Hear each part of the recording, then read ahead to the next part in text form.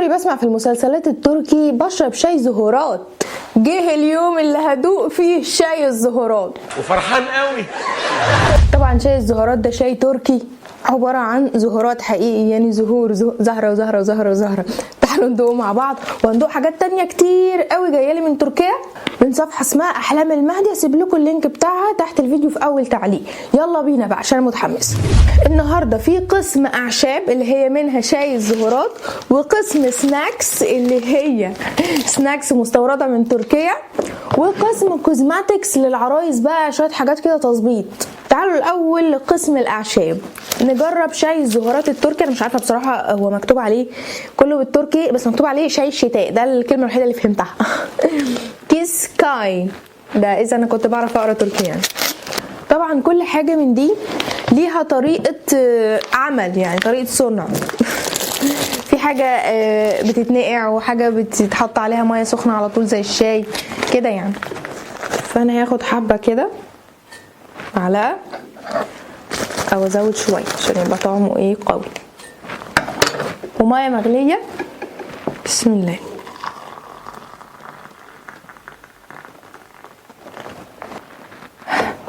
ريحته جميله قوي، والمفروض ان انا هحليه يا بالسكر يا بالعسل. ريحته زهور قوي وعطري قوي نفاذ. ادوق الاول من غير سكر. بسم الله. اوه ايه ده، والله طعمه حلو. تعالوا كده نحليه بمعلقه سكر. بصوا كل ما بيقعد كل ما بيلون اكتر. الاول كان اصفر بعدين بقى ايه بامبي شويه كده. بيقولك ان ده بيغير المود، بيهدي الاعصاب وبيقوي المناعه. كل حاجه من دي ليها فايده. وبيقولك كمان هو مين اللي دايما يقول لي ويعرفني منين؟ ممكن انا بقى ايه اقوم مزوده القيمه الغذائيه بتاعته الكتير قوي دي، واحط عليه واحده من البرتقال المجفف ده اللي شكله حلو، لانه اصلا هو خصوصا محطوط فيه هنا برضو برتقال مجفف. فتعالوا ندوق بقى كده. طعمه حلو قوي يا جماعه، يعني هو حاجه كده ما بين القرفه والجنزبيل والشاي الطبيعي العادي بتاعنا، وريحته ريحه ورد، ريحه زهور. فانا حاسه بمجرد ان انا حطيت كده حسيت ان في ايه، في هدوء اعصاب جالي، فاهمين؟ لا لذيذ. بيقولوا عليه مشروب الشتاء. المفروض بقى اشرب جنبه كاسه عيران.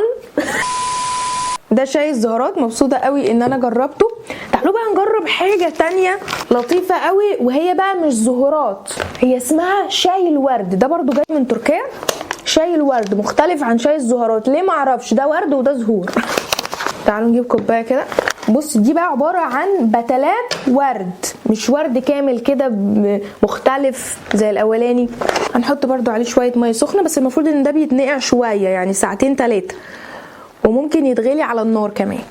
ده ايه ده، ريحته ورد بلدي. ده بقى ممكن اضيف له قرفه، وهنا انا جايبه قرفه عيدان ريحتها روعه من تركيا، فاحط عود قرفه كده.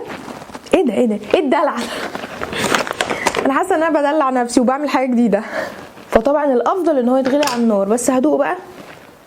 ده ريحته ورد بلدي ده قوي قوي. عارفين الورد البلدي الاحمر اللي كنا بنجيبه زمان واحنا صغيرين؟ وطعمه ورد برضو. ده طعمه ورد قوي، ورد بلدي احمر، نكهه وريحه تحفه تحفه. عارفين التحفه ده بقى بيعمل ايه؟ بيساعد على حرق الدهون والتخسيس. شوفي ازاي. اخر حاجه بقى في الاعشاب، بيقولك عايزه تبقي انثى وصوتك يبقى رفيع وتزودي استروجين في جسمك، تاخدي البتاع النجمي ده، اليانسون النجمي. اليانسون النجمي اول مره في حياتي اشوفه او اجربه، يعني جاي من تركيا رأسا برضه. حطيت كام واحده من اليانسون النجمي ده كده. ريحته قويه جدا على فكره، ريحته يانسون برضه بس ريحه قويه. يانسون قوي. طبعا احنا عارفين اصلا ان اليانسون العادي بيعمل كل الحركات بتاعه الاستروجين دي. ده للسيدات فقط، فوائده هايله للسيدات. وطعمه ينسون برضو قوي قوي، يعني مفيش فرق بينه وبين اليانسون. نخش على اللي بعده بقى، السناكسات والحاجات اللي بنحبها. نخش على قسم السناكس. دي سناكس عباره عن بقلافه، وطبعا ما فيش حد في تركيا الا لما يجيب بقلافه. يعني البقلافه في تركيا هي رقم 1. دي بقى مغلفه بسم الله الرحمن الرحيم. مش عارفه ازاي البقلاوه هتكون مغلفه، بس ماشي شكلها ايه زي الشوكولاته. ايه ده ويفر وبيضحكوا علينا ويقولوا عليه بقلاوه؟ شربتها يا كروديا؟ ده ويفر بالشوكولاته البيضاء والفستق ويقول لك بقلاوه. ايه اللي بقلبها بقى؟ بس طعمه جميل قوي، الشوكولاته البيضاء طعمها غني جدا. طيب تعالوا نشوف بقى حاجه اسمها ميسكتس، ودي دبي تشوكلت. طبعا دبي تشوكلت يعني كسرت الدنيا في كل حته. دي مغلفه وشكلها كده ايه محترم قوي، كل الكلام اللي عليها تركي، كبيره كده. دي مليانه بقى ايه فستق، كريمه فستق من جوه. ندوق.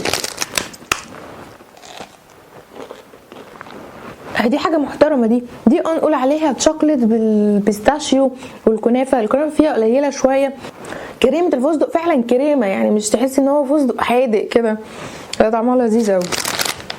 في زيها بس شكل تاني، دي من اولكر بقى. طبعا احنا عارفين ان اولكر تركي، فاللي هو اما اجيب بقى اولكر مكتوب عليه كل حاجه بالتركي هبقى مبسوطه قوي، مش الاولكر المصري بتاعنا.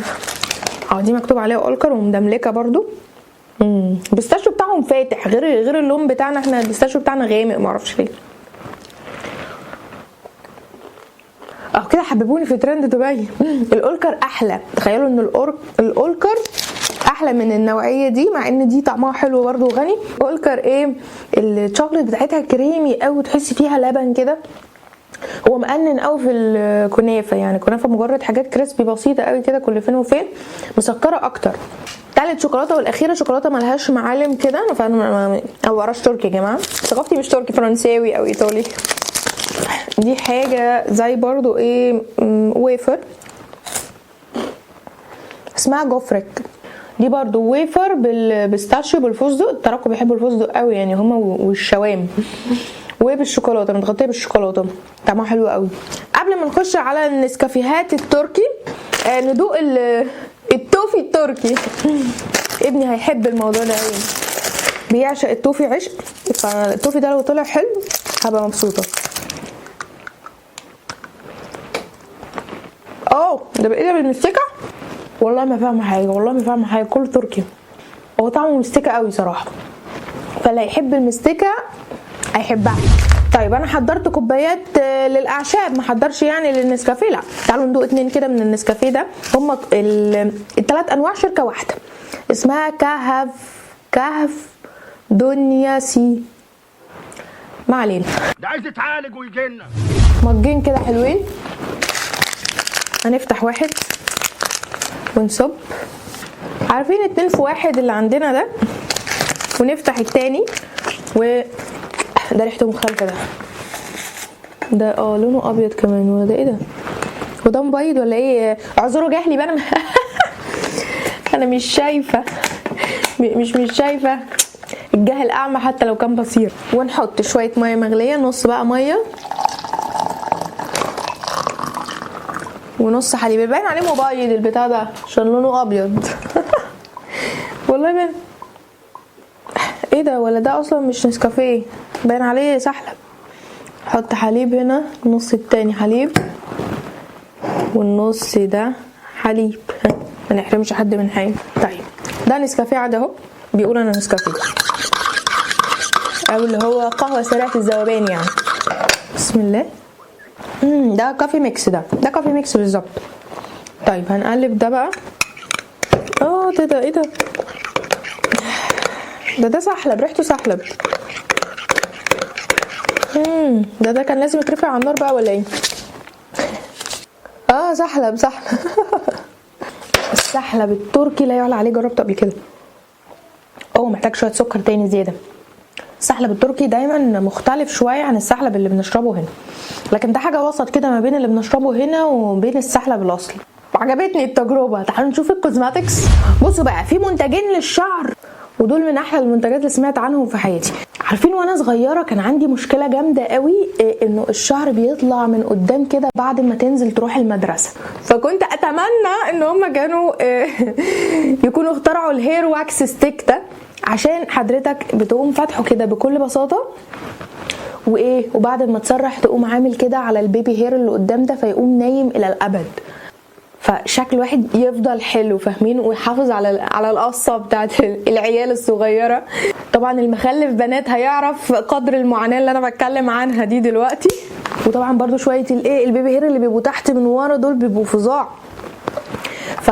فالستيك او الواكس ده طبيعي 100% مصنوع من الكوكونات اويل، وما فيهوش اي يعني حاجه ضاره بالشعر، فهو امن على الاطفال. ده الحلو اللي فيه، لانه اكتر حد هيستعمله الاطفال او البنات اللي متجوزه بقى لسه عايزه تحنتف، فاهمين؟